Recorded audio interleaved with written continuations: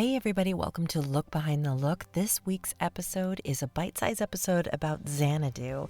You guys had so much fun with Martin Samuel's interview that we decided to get further into the movie and give you a little bit more fun tidbits about it. And first, before we dive deep into the creative elements of Xanadu, I wanted to tell you a few fun facts that I found in Olivia Newton-John's autobiography, Don't Stop Believin'. So here they are. Number 1, Olivia signed on to Xanadu having seen only a 20-page outline because she, quote, identified with the message about dreams coming true. So sweet. 2, Olivia suggested Mel Gibson for the role of Sonny, but the producers didn't quite see his star potential, much to her dismay. 3, when Gene Kelly was approached for the role of Danny, he agreed and had conditions. You might know about these. He would not dance or sing. But after meeting with Kenny Ortega only once, he changed his mind. That's all it took. 4, Olivia learned how to tap dance 3 months before doing so in the film with the legendary Gene Kelly. She was terrified. Xanadu was the last time he would dance on screen. 5, Gene had some requirements for shooting that tap dance scene. The director would not be present. Only Olivia, the DP, sound, lights, and Kenny were permitted. 6, while filming suddenly, Olivia fell and cracked her tailbone. Was sent to the emergency room immediately. This all happened even before her skating scenes were shot, but she muscled through and completed the film despite the pain, even though she was told by the doctors to take weeks and weeks off. 7, one of the dancers who auditioned to play Sonny, Matt Latanzi, went on to be in the film and then to marry Olivia Newton-John. It was on the set of Xanadu that they met and fell in love. And now let's dig into some more fun facts about Xanadu. Here we go. Let's talk about the choreography. The dance scenes in Xanadu are a unique blend of styles thanks to choreographer Kenny Ortega. Known for his later work on films like Dirty Dancing and High School Musical, Ortega combined classic 1940s swing with modern 1980s dance moves. The mix paid homage to the golden age of Hollywood musicals and gave Xanadu a distinct, timeless feel. What's even more interesting is that the roller skating sequences were choreographed on the fly as cast and crew adjusted to challenges of dancing on wheels. If you remember the production for ELO's Dancin', then you probably know that quite a bit went into the dance numbers in Xanadu. Dancin' is a marvel, as it is a seamless blend of 1940s big band and late 70s glam rock, which is my favorite song and dance sequence in the whole film. A People magazine 35th anniversary retrospective shared that Gene Kelly himself choreographed his dance number with Olivia Newton-John, and the dance moves they perform and are extremely similar to ones that he'd performed when he danced with Judy Garland in the 1942 film For Me and My Gal. So in many ways, Xanadu is as much about Kelly's own storied musical career as it is about roller skating and neon. Who knew? In a 2012 interview with the Daily Herald, Olivia Newton-John remembered what an honor it was to work with Kelly in his final film. He was lovely, she said. I still can't believe I danced with Gene Kelly. How lucky am I that I have been in movies where I've danced with two of the greatest dancers of all time, Gene Kelly and John Travolta. I never would have thought that because I had 2 left feet growing up. In this clip, Kenny Ortega hilariously remembers what it was like to choreograph on such a large scale and how the film launched his career. I went to bed one night thinking I was doing a roller skating disco movie and woke up with the biggest female star in music and then suddenly the icon of motion picture musicals and truly going, I don't know how to do this. The best part was finding all of that remarkable talent that had very few places to take it. Movie musicals were a thing of the past, and suddenly there was a generation of dancers out there that were ready to breathe whole new life into dance. The finding of so many other awesome kids that went on to become some of the most important people in dance in our community, in our industry. Chain Reaction, Rocio Garcia, who's in the Guinness Book of World Records. Truly, we've got the greatest agents working in Hollywood today for dance that were my dancers in Xanadu, Tony Selznick, and actors like Albie Selznick. It was jam-packed with a tremendous amount of local talent, many that went on to have illustrious careers. Russell Clark was truly a choreographic partner in the making of Xanadu. And you really see a lot of him. He's really impacted the best of the work that we did. We were talking about film and language and relationship between camera and dance and designing choreography for the lens. And you design a piece of choreography up to a certain point and know where your cut is and where your camera's going to come. It was a whole thing. And he left me that night with one of the most important lessons that he could share with me was that there must be raison d'etre. And I had never studied French. And I called my friend and I said, Greg, raisin bread. I think he said something like raisin bread. And thank God, Greg Smith said, raison d'etre. It's the reason for being. And that what Gene was saying was, have a reason. Have something at the core that excites you, that motivates you, that thrills you, and that gives you purpose and reason to do the work in the first place. He was awesome. He was awesome. I thought he was talking to me about breakfast cereal. The makeup in Xanadu is a dazzling blend of fantasy and disco. Harry Blake, Rick Sharp, and Craig Smith were tasked with designing these looks, using Greek mythology and the disco era as inspiration. The result? A series of makeup designs that balance the otherworldly with the ultra-glam. Olivia was the ultimate muse of dance and chorus, with her glowing, shimmering looks that highlighted her natural beauty while also giving her a goddess-like aura. The subtle use of glitter and bold colors became defining elements of Kira's look.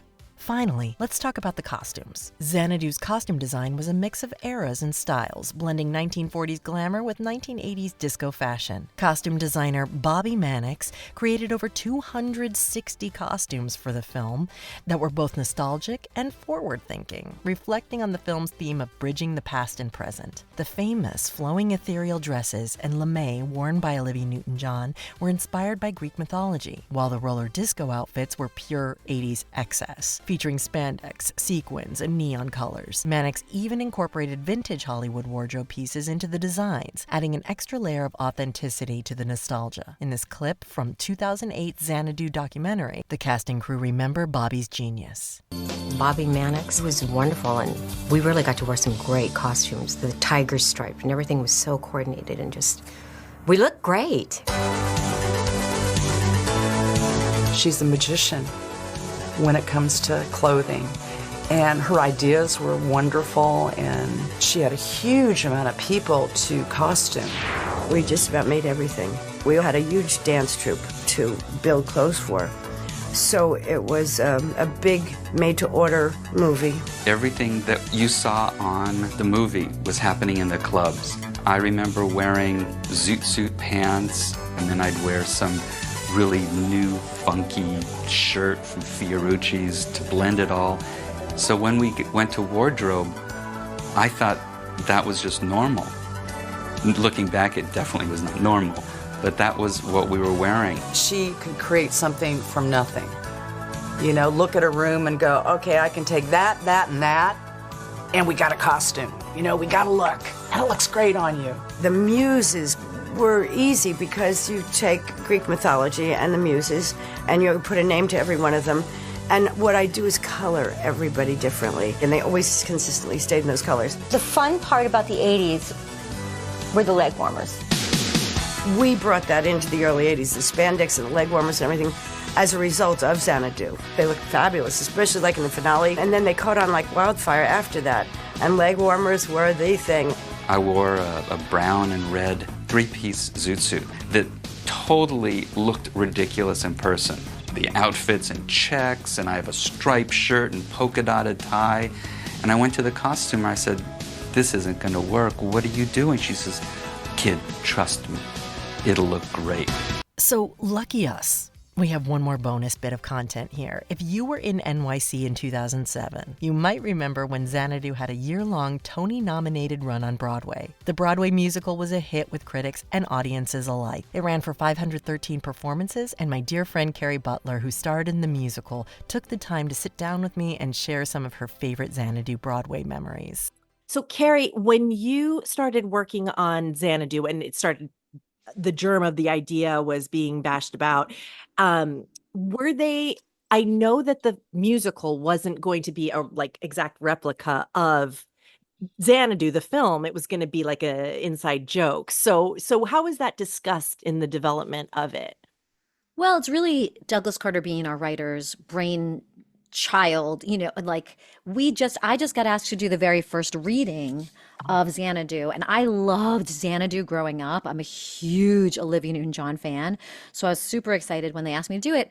And I had no idea what it was going to be. And it was very different from the movie because he did go much more in, he developed a whole different plot. He went much more into the Greek parts of being a muse. And, you know, I don't think her sisters were even in the movie, like her Greek goddess No, sisters. they were in the mural art that Right, was, that's yeah, it. yeah, that was so it. he went deeper into the mural art and had all of her sisters in the show and just I mean, I feel like he really brought it to the next level. Like the script was amazing. But that first reading was long. I feel like it was 2.5 hours maybe. And so then he just chop, chop, chop. And then for the end of the show, we had an hour and a half with no intermission. You already knew how to roller skate? Well, when they called me and told me I had the part and asked if I knew how to roller skate, my husband remembers me saying yes. And he's like, I've known you your entire life and I've never seen you roller skate. And I was like, well, when I was 9, I went to like roller disco birthdays all the time. So I had to go into major training and I'm very uncoordinated. And my training was like through Central Park, but then on the stage, if you remember, like we had major ramps. So I was not prepared. I thought I was going to be fired like the whole first few weeks of the show, and I actually was almost fired because No, that's not true. No, it's true. I said to Chris Ashley, our director, I was like, I can't even think about acting because all I can think about is I push off on this foot. I was having skating lessons during my lunch break because it was just I thought I was doing really good. I thought, but that was before acting and singing came into it. What was your favorite part of the musical? I guess just doing the whole thing. I guess being on the roller skates, I ended up liking. I did think I was going to die like every single day, but I did like going down the ramps. I ended up liking that. And just being on stage with the audience and getting to interact them. I would say maybe my favorite parts were even like Jackie Hoffman and Mary Testa because they're so funny. Yeah. And just having them be my sisters was really funny. Would it be different every night? Yes. Yeah. Yeah. Jackie had moments where she was allowed to improv, I think, maybe Jackie and Mary. Yeah. So it would be different every night. What were your influences in putting it together, costume-wise, hair-wise, all of that? I think they did go based on the movie for the costume. It seemed very much inspired by the movie. Hair, obviously, they're not going to change that. Like, Yeah. there are certain things you can't. Iconic. Yeah, it's iconic. You can't change that. Yeah. And makeup was very similar to hers in the movies. Well, simple, but also I played a bunch of different parts in the role. So Yeah. my sisters in the show got to have really fun things. Like they got to put on diamonds on their face and, you know, have like crazy eyeshadow. But because I changed to different characters, I couldn't have that. Oh, 'cause sure. It's live. Yeah. Yeah. There were two male leads opposite you. I saw the first, and then Cheyenne Jackson took over. So tell me that story again. Yeah, so James was an amazing skater. He had played, you know, like hockey in school. He was our first Sonny. And so he kind of really helped me learn how to skate for the show.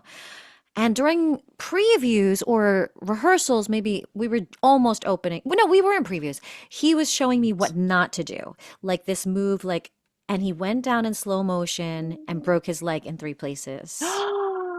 And that was it. He could have come back after that, but then they like Cheyenne was there. They were like, Cheyenne's already in all the press and everything, so they decided to keep Cheyenne there. And so yeah, it was a little heartbreaking. Yeah. And it's funny because I was replaced in the last reading with Jane Krakowski because they wanted to bring in a celebrity, you know, to sell the show. Yes. And so it was Cheyenne and Jane Krakowski. Oh, no. And then No. so they did an actual workshop of the show.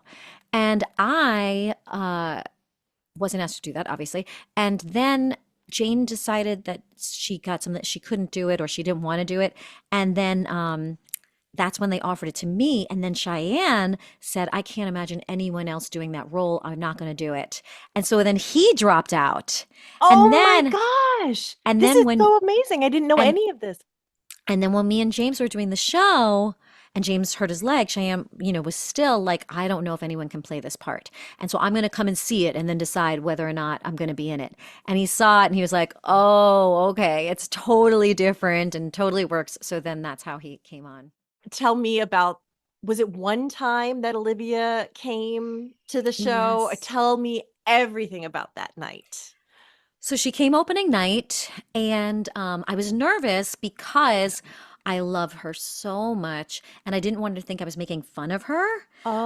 Because I did once I found my own take on the part, then I went back and watched the movie, and I thought, oh, what would the audience like really love if I indulged in this? Like, what can I take from the movie cool. and exaggerate to get laughs, kind of? Okay, And yeah, so yeah, yeah. I didn't want her to think that I was making fun of her. So, I would just like lay into the, being all breathy, or then like playing into the Australian accent, like I'm a Sky, and the audience, anytime I like stretched out the Australian accent, the audience loved it. But so I didn't want her to think that. After the first number, people said she was falling out of her seat laughing.